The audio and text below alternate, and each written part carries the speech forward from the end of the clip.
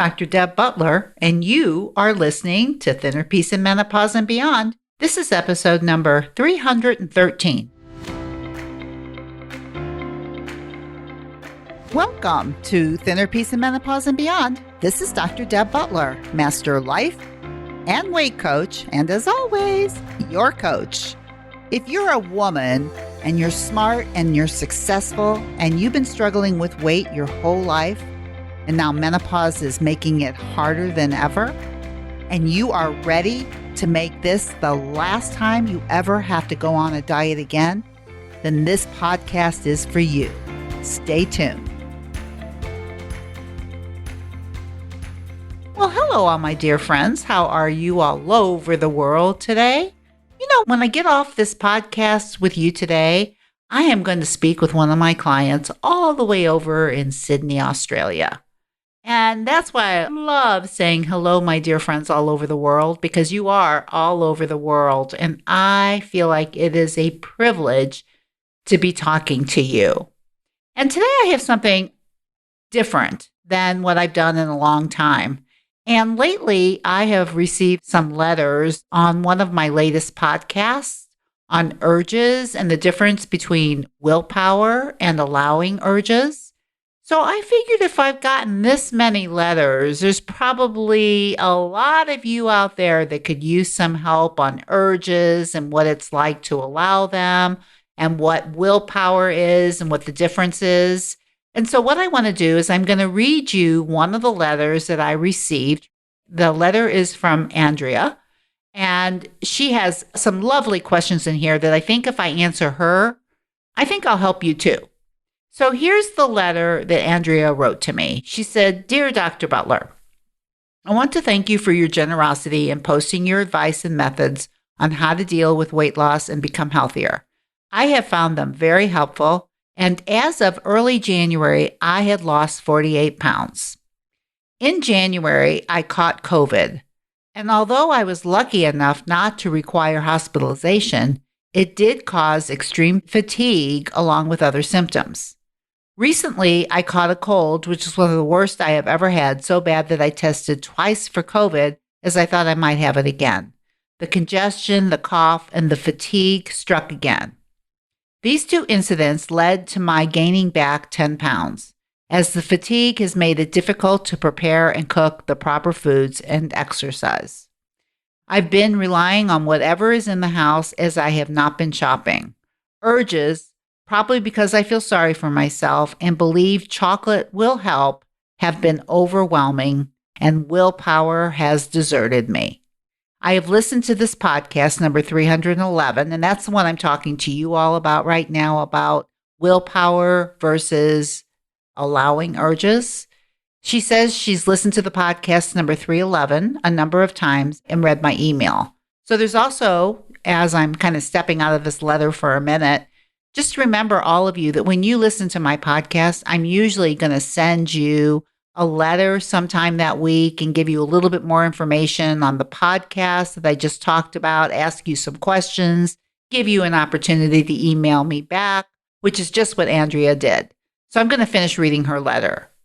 She said, I've listened to the podcast number 311 a number of times and read your email.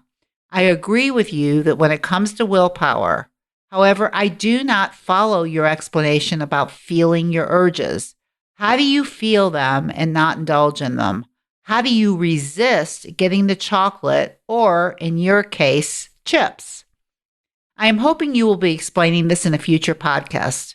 Again, thank you for all your work. It has helped me a great deal, and I'm sure there are many, many more who have learned so much from you as well." And that's from Andrea.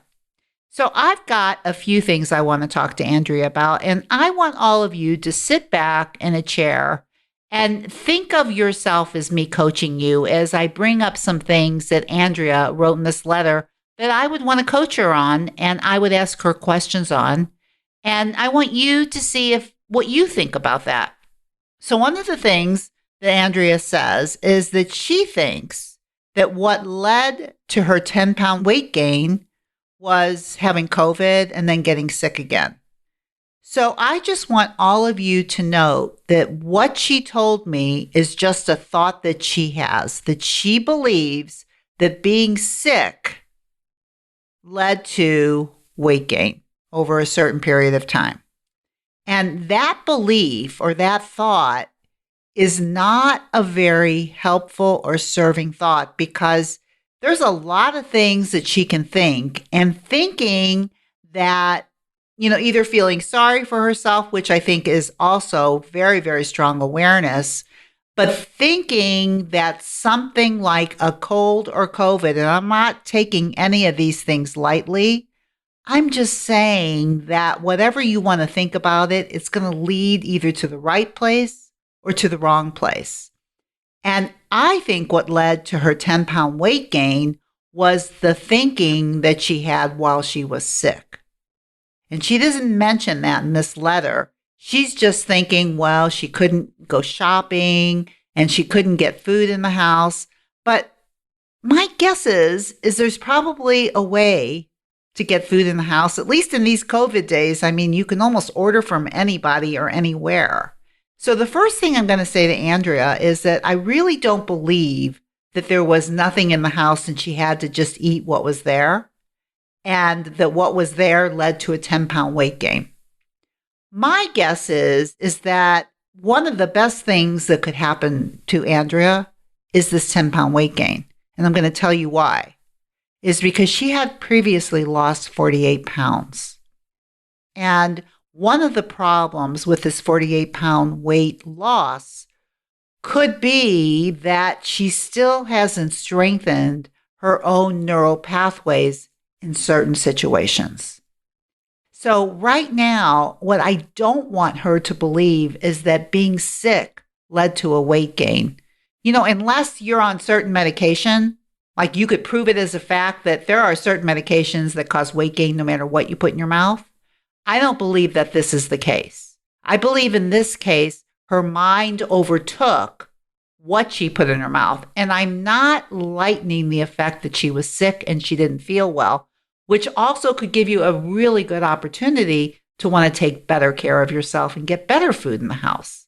So I want her to think, and I want all of you that are listening, when you think that a situation or a circumstance leads to weight gain, like I was sick or I got divorced or something happened, that those things are just circumstances or situations, and the control is not from those things anyway. It's from how you think and react to them. And I think for Andrea, she can use this as an opportunity that instead of thinking that being sick led to a 10-pound weight gain, I would rather you think that what you were thinking while you were sick led to the weight gain. And that this might be a beautiful opportunity for you to decide, how do you want to think when you're sick? How do you want to take care of yourself when you're sick? I mean, if there's not enough food in the house or whatever she was saying about that, it's probably more of a chance of losing weight than gaining weight. So my guess is that she was either eating when she wasn't hungry or she was eating foods that weren't fueling her, which is always what the problem is anyway. So this is a very special opportunity to question the thought that sickness led to weight gain. It did not. I do not believe that from this letter. I believe that you had specific thoughts about that did not serve you and did not help you. And that doesn't take away from my compassion for you for being sick. Believe me, it does not feel good when you're sick. But also it means that you have to take better care of yourself if at all possible. And was there an opportunity, and did you see it? And do you think that it was more your own mind and your own thinking that led to you either overeating or eating foods that really weren't fueling you? So that's the first question that I would be asking if I were actually coaching her right now. Is that I probably would not believe that anything other than her mind led to this weight gain, and her mind can help her overcome this by realizing that it was the problem to begin with. So that if she gets sick again, and she probably will, we all have these things in our lives. We all have stressful situations in our lives, and we have to learn how to manage our minds around them. So this is going to be a beautiful opportunity for you to look at it now after the fact and learn something from what happened so that you can move forward and feel stronger that if something like this happens again, you'll be more equipped to handle it. Now, the other thing that she said that I want to address also is she said the urges, that she had more urges. Now, this is what I think probably led to the weight gain anyway, is more urges because of more negative emotion, because she was feeling sorry for herself for not feeling well. Now, if she would write the letter and say to me, the reason I gained 10 pounds is not because I was sick, but because I had a lot of urges when I was sick and I was feeling sorry for myself and I was using food to try to help me feel better. So when she asks her second question, how do I handle urges? That becomes even more pertinent now, is how do you handle urges? And what is the difference between feeling or allowing an urge and resisting or using willpower? Because she agrees with me that willpower isn't going to work. But what she says is that she doesn't follow my explanation about feeling your urges. How can you feel them and not indulge in them? How do you resist getting the chocolate, or in your case, chips? So, when she's referring to chips, for those of you who don't know me well or haven't been listening to my podcasts, in the days when I had yo-yo weight issues going on for 30 years, one of the things that I believed is that I could not control myself around chips and I couldn't keep them in the house because I felt like they were going to end up in my mouth. And I think she's saying to me that chocolate for her is like chips was for me. And the beauty about what I want to tell you, and that probably, Andrea, you already know, is that chips, I don't even have urges around chips anymore because my mind is so managed around it. And so for you, number one, you have a belief about chocolate that maybe you think that it kind of ends up in your mouth the way I used to think about chips. I used to think if they were there, I would have to eat them.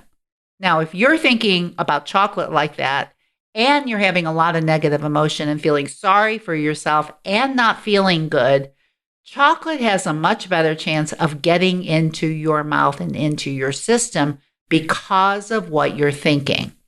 And so what do you do with an urge if you allow it? Well, let me explain what allowing an urge means. Allowing an urge or feeling an urge means that basically you're feeling the strong desire to eat chocolate. And you're telling yourself, when you're allowing it, you're telling yourself, I'm thinking this is going to make me feel better and I want it really bad.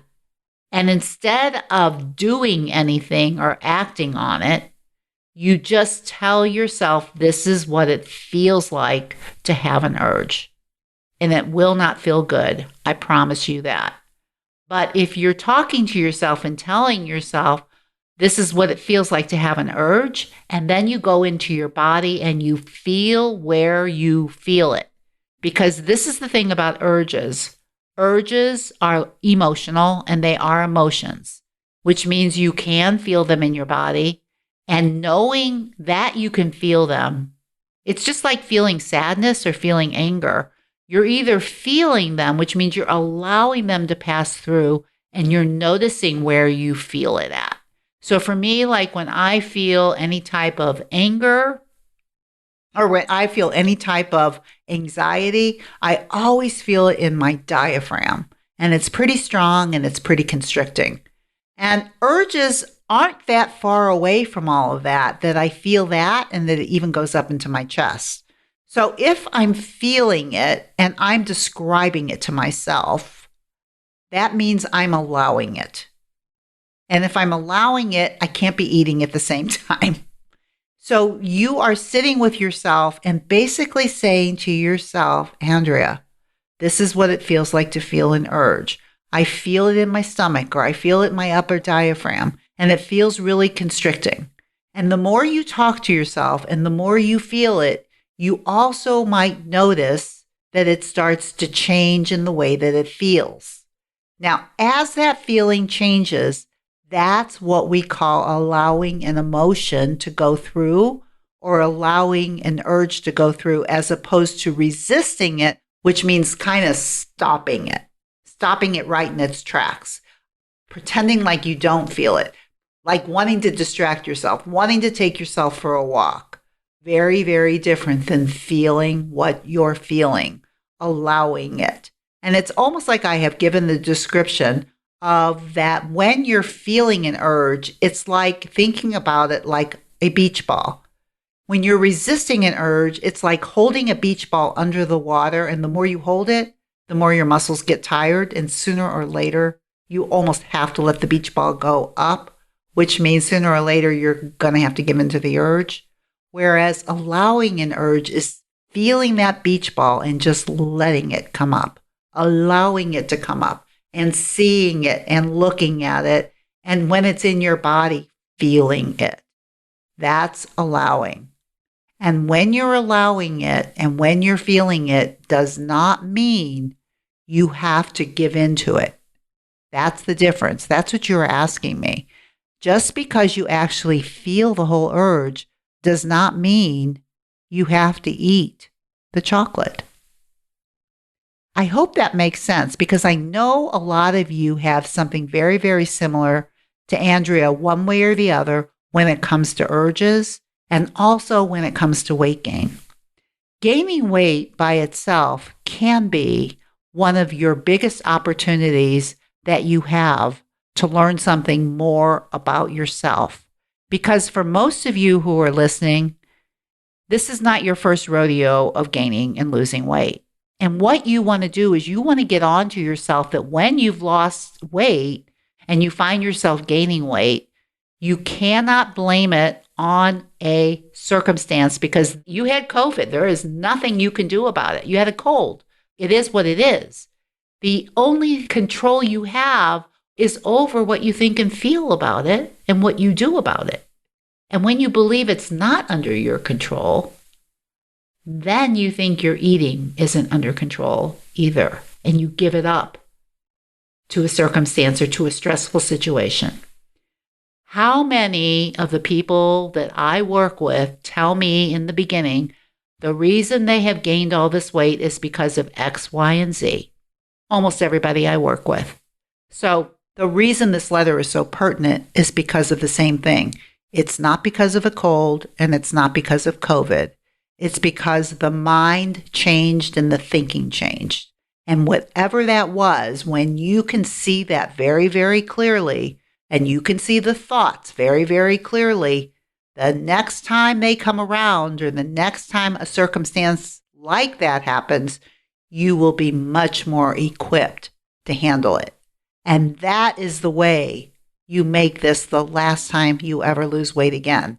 Because if you gain weight, it doesn't mean it's over. It just means you have something else you have to learn. So, Andrea, all is not lost at all. You just have a wonderful opportunity to learn something more about yourself. And I hope that this podcast helps you because you asked me if I would do a podcast, and here it is. I hope that helps you, Andrea, and I hope it helps all of you that are listening.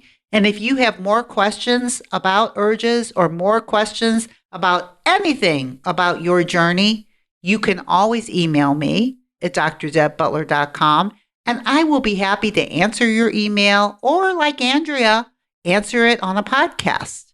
And of course, I would never, ever, ever end a podcast without saying to you, no matter where you go or what else you do this week, all of my dear, dear listeners, please, please, please be very, very kind to yourself, and I will see you next week.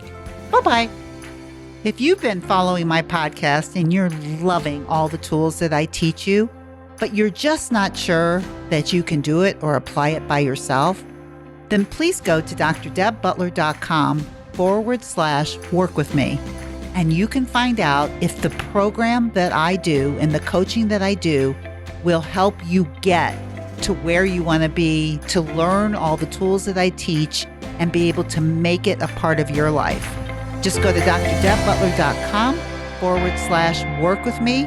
You can set up a free 30-minute mini session.